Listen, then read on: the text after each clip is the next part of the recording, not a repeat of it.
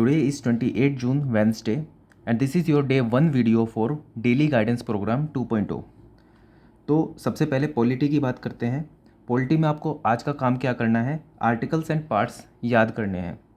तो मैं आपको पार्ट वाइज बताऊंगा चीज़ें कि आपको कब पेजेस के अकॉर्डिंग करना है, कब आपको टॉपिक्स के हिसाब से करना है।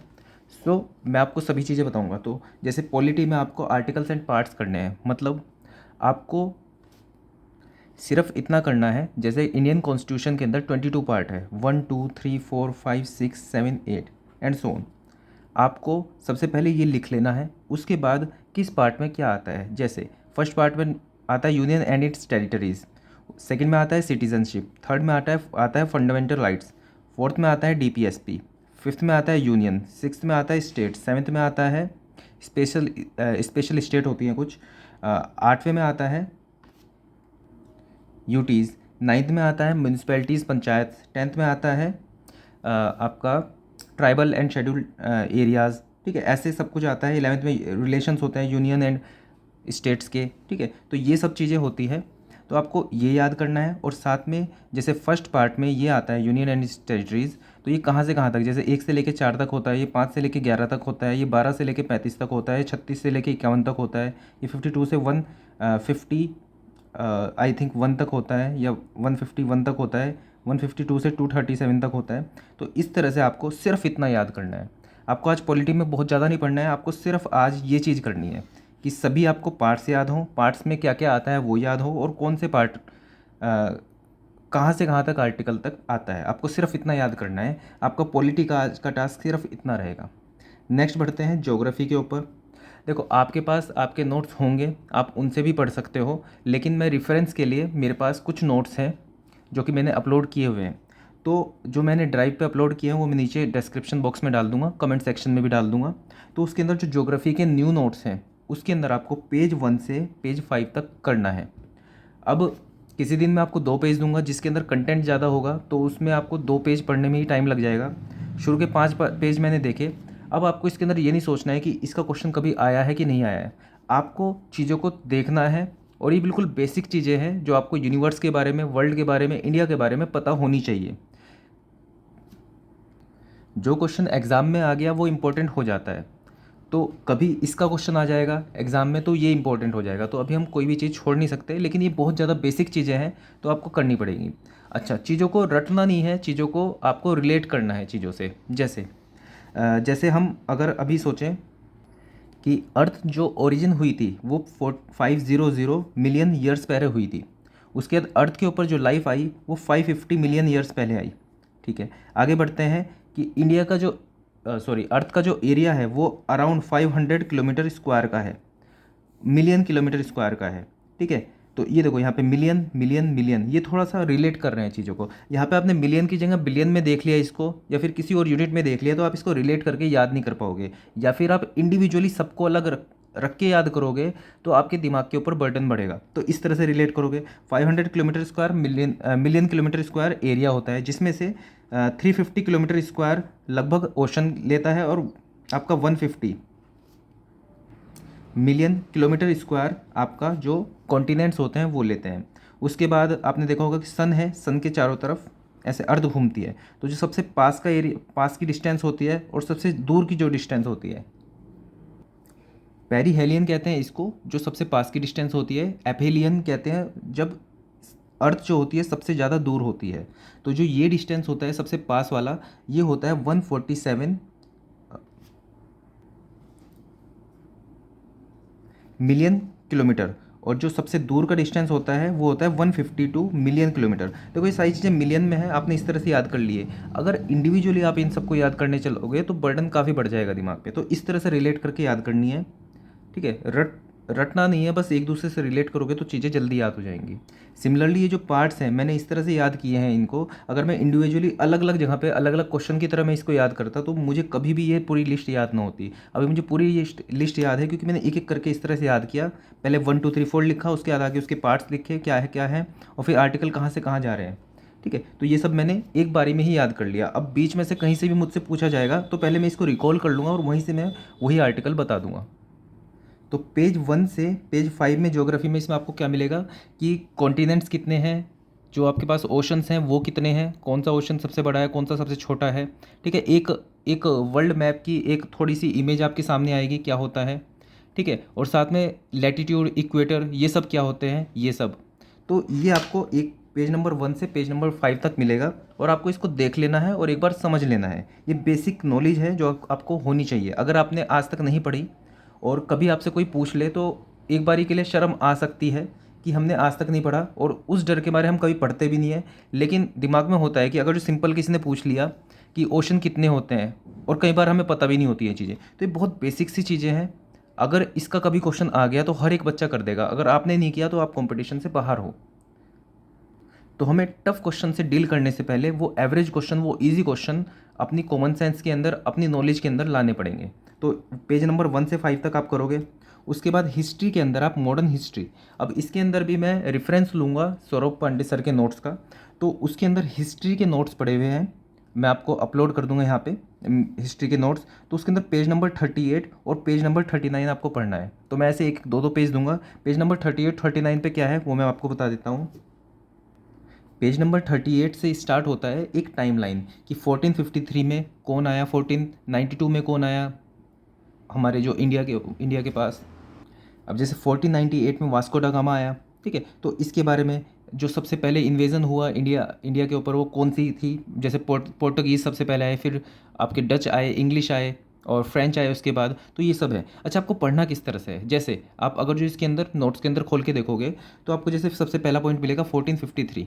इसके अंदर बताया है कि लैंड रूट्स ब्लॉक कर दिए थे ओटोमन टर्क्स ने। तो देखो, जो भी एक टर्म आप कोई भी देखो, जैसे आपने टर्की देखा, तो इसको तुरंत के तुरंत मैप खोल के देख लो कि वर्ल्ड मैप में टर्की कहाँ पे आता है।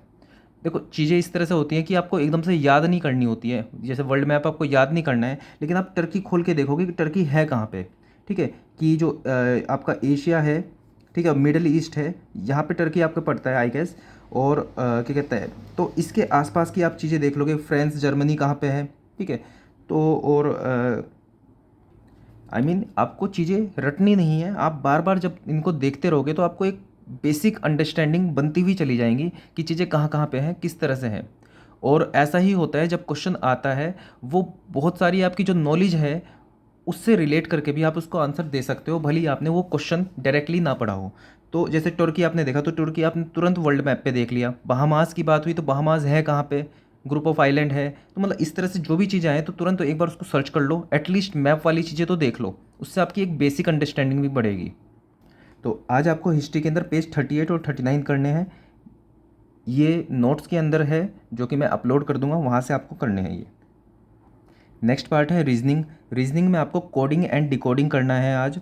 अब आप ये कहीं से भी कर सकते हो, आप किसी भी, आपके पास कोई टेस्ट सीरीज़ हो वहाँ से भी कर सकते हो। जो मैंने बुक अपलोड की हुई है वो पिनेकल की है, तो आप वहाँ से उसमें से ही देख के आप उसको मतलब प्रैक्टिस कर सकते हो। बहुत क्वेश्चन है वहाँ पे भी।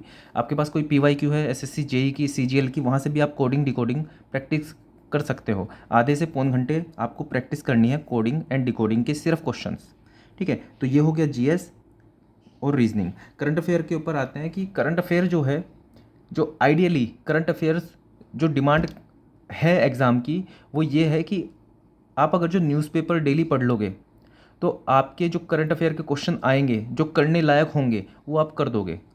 ठीक है, लेकिन कुछ क्वेश्चन ऐसे बहुत टफ भी आते हैं जो कि ज़रूरत नहीं भी है कि आप उनको सही करो, क्योंकि आप अगर जो बिल्कुल डीप में घुस जाओगे करंट अफेयर में तो सिर्फ करंट अफेयर ही पढ़ोगे, आप और कुछ नहीं पढ़ पाओगे। तो बेसिक चीज़, जैसे आप डेली अखबार पढ़ रहे हो तो उसके अंदर G20 की बात बार बार आ रही है, तो आपके सामने इतनी बार ये चीज़ आ जाएगी कि थोड़ी थोड़ी न्यूज़ के ज़रिए कि अलग अलग चीज़ें, उसका हेडक्वार्टर, ठीक है, और बहुत सारी चीज़ें, मतलब कि किस तरह से होती है ये सबमिट, ये सब आपको अपने आप ही पता चल जाएगा।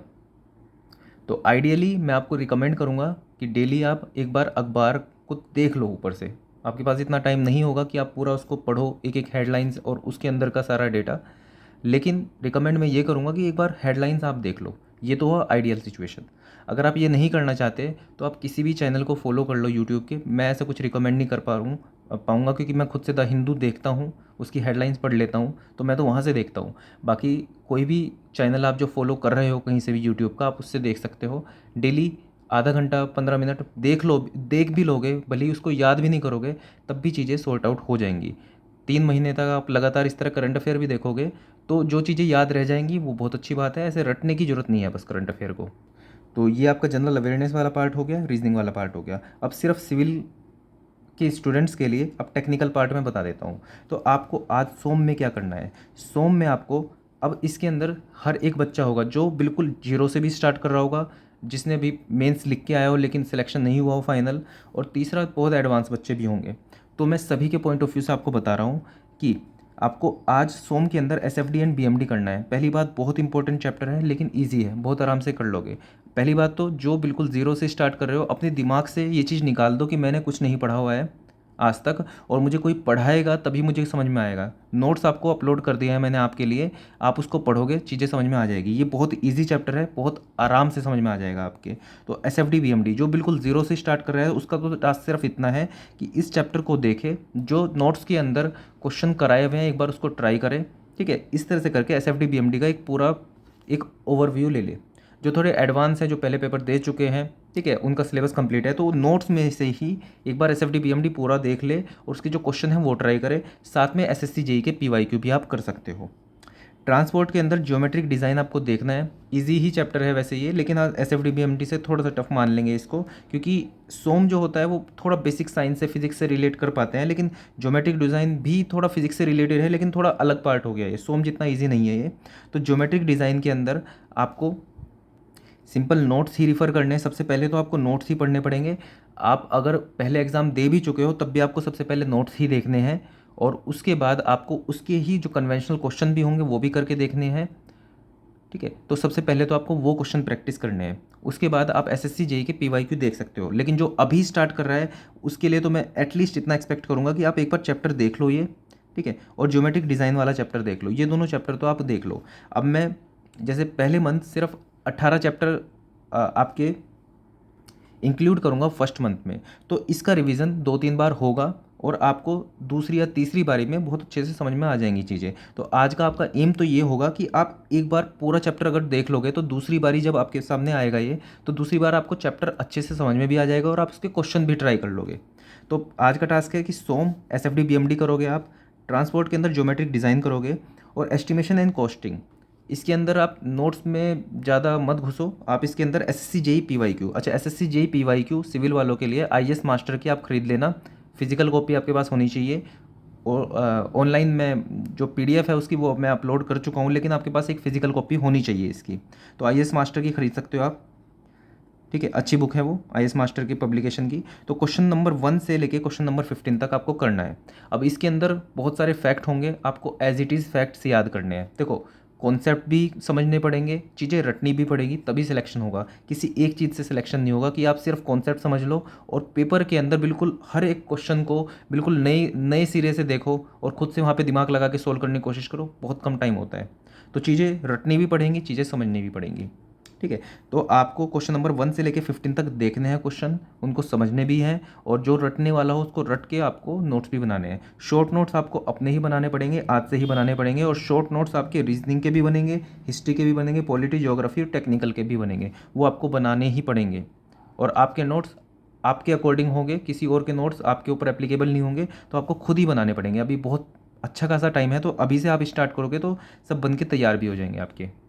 सो डे 1 का टास्क आपका ये रहेगा, आपको आज कंप्लीट करना है इसका डे 1 का टास्क, और ये अपडेट करना है आपको वर्चुअल लाइब्रेरी के ऊपर। वर्चुअल लाइब्रेरी क्या है, द सिविल बंदा चैनल के ऊपर ही पोस्ट, कम्युनिटी पोस्ट होती है, उसके अंदर डे 1 करके मैं एक वर्चुअल लाइब्रेरी अपडेट कर दूंगा। तो आपको वहाँ पर कमेंट सेक्शन में जाके आपको अपडेट करना है कि आपने ये कंप्लीट कर लिया, आपने दूसरा कुछ कंप्लीट कर लिया, तीसरा कुछ कंप्लीट कर लिया, जो जो चीज़ें कंप्लीट कर ली वो आपको वहाँ पे अपलोड करना है। इससे मुझे भी थोड़ा आइडिया मिलता रहेगा कि कितने बच्चे कितना कंप्लीट कर पा रहे हैं, ताकि मैं अब उसी हिसाब से ही जो आपको काम देना है वो भी एडजस्ट कर सकूँ कि कम काम देना पड़ेगा या ज़्यादा काम देना है मुझे। तो इससे मुझे भी थोड़ा आइडिया रहेगा, थोड़ा सा फीडबैक वाली चीज़ हो जाएगी, ताकि आपके लिए ही भला होगा इसका। सो आज पहला दिन है, आप बिल्कुल चार्ज अप होंगे, तो आई गेस आप आधे दिन में ही कंप्लीट कर लोगे इसको। So that's all for this video, all the best, thank you.